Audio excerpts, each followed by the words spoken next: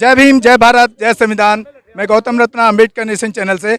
और आज मान्यवर काशीराम साहब जी के जन्मदिन पर हम खड़े हैं अभी दलित प्रेरणा स्थल पर। बात करेंगे बहुजन युवती और बहुजन एक्टिविस्ट और बहुजन समाज के लिए हर समय जागरूक करने वाली पूनम अम्बेडकर जी और रजनी बौद्ध जी मेरे साथ में हैं यहाँ पर। तो आज आप दलित प्रेरणा स्थल पर आए हैं मान्यवर साहब काशीराम जी के जन्मदिन पर, क्या संदेश देना चाहेंगी बहुजन समाज को?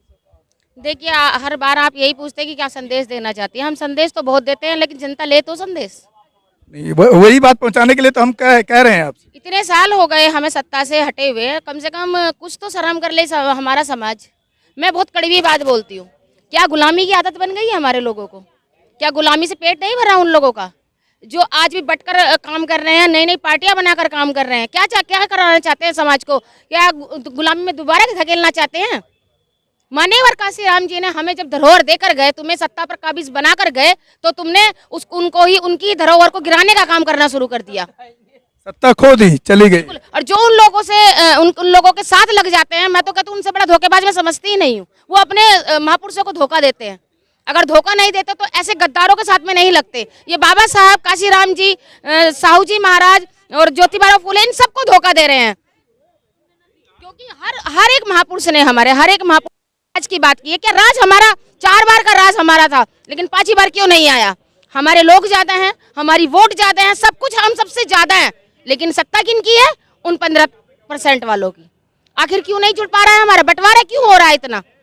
इसके पीछे आप क्या कारण देखती हैं? एक कैडर होता था पहले, उस कैडर में कहीं कमी आ गई है? जो वैसे पर एक कैडर चलता था, क्या कारण है? इसके पीछे का कारण क्या है? देखिए, कमी ये आ गई है कि हम देखिए, फिर मैं कड़वी बात बोल देती हूँ तो लोग कहते हैं कि तुम बुराई कर देते हो, लेकिन नहीं, आपको पूरी छूट है। आप बिल्कुल समाज को एक अच्छा संदेश, कड़वी सच्चाई उनको जानना चाहिए। मैं कभी बसपा की बुराई कभी नहीं कर सकती, क्योंकि हमें दुख होता है जब हमारा वोट बैंक जो है, जब बट रहा है, उस वोट बैंक का हमारे जो धरोहर है उसको फायदा नहीं पहुंच रहा है। तो दुख होता है जब हमें पता लगता है कि हमारा कैंडिडेट वहाँ हार गया, हमारा कैंडिडेट वहाँ हार गया।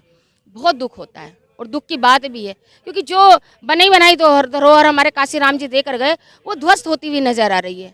ध्वस्त होने का मतलब ये नहीं कि वो गिर जाए, वो आगे बढ़ ही नहीं पा रही है और लोगों ने उस पर कब्जा कर लिया है, उसको गिराने का काम कर रहे हैं। हम उसकी देख रेख नहीं कर पा रहे हैं, अपनी आवाज़ नहीं उठा पा रहे हैं।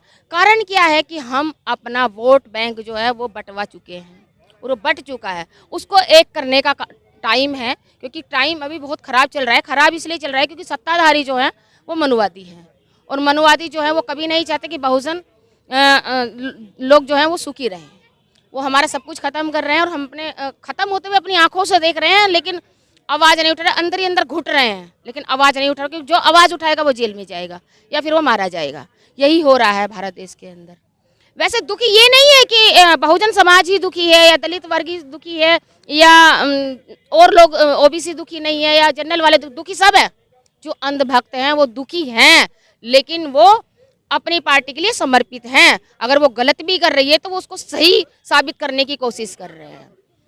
भारत देश के अंदर दुखी सब है, क्योंकि ये जो सत्ताधारी जो बैठे हुए हैं, ये सबका सब कुछ खत्म कर रहे हैं। ठीक है, हमारा ज्यादा कर रहे हैं, उनका कम कर रहे हैं, लेकिन कर सब कर रहे हैं।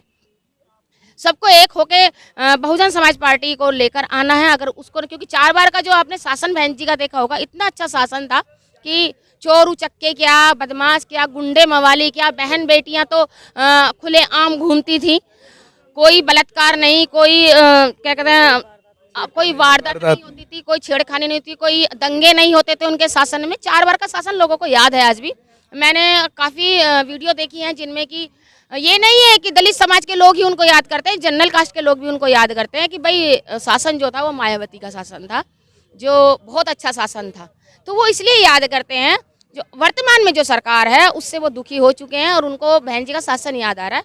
और अपील करना चाहती हूँ भारत के लोगों से कि दोबारा आपको मौका मिल रहा है, 2022 में दोबारा मौका मिल रहा है कि बहुजन शेरनी मायावती जी को आप दोबारा सत्ता में लेकर आएं और इस भारत देश को खुशहाल बनाएं। क्योंकि देखिए, अगर आपने पहले 4 बार बहन जी पे विश्वास जताया तो 5ही बार भी विश्वास जता कर देखिए, वो विश्वास में खरी उतरती हैं हमेशा। वो किसी में भेदभाव नहीं करती, सर्व समाज को लेकर चलती हैं। सर्व समाज को साथ लेकर ही काम किया जाता है, भारत देश खुशहाल होगा। जय भीम। आप सुन रहे थे पूनम अम्बेडकर जी को। इसी के साथ विदा लेते हैं दलित प्रेरणा स्थल से। जय भीम, जय भारत, जय संविधान। बुद्धं शरणं गच्छामि बुद्धं। अंबेडकर मिशन चैनल आर्थिक समस्या से गुजर रहा है। अगर आप बहुजन समाज में बाबा साहेब अंबेडकर और तथागत बुद्ध की विचारधारा को अधिक से अधिक लोगों तक पहुंचाना चाहते हैं तो हमें आर्थिक सहयोग प्रदान करें, ताकि हम अपने चैनल के माध्यम से देश विदेश में समता, बंधुता, एकता और संवैधानिक अधिकारों को ज्यादा से ज्यादा लोगों तक पहुंचा सकें। आप अपनी सहायता राशि नीचे लिखे खाते में जमा करा सकते हैं। खाता धारक गौतम रत्ना, खाता संख्या 316957686551, IFSC कोड SBIN 0060336, बैंक भारतीय स्टेट बैंक।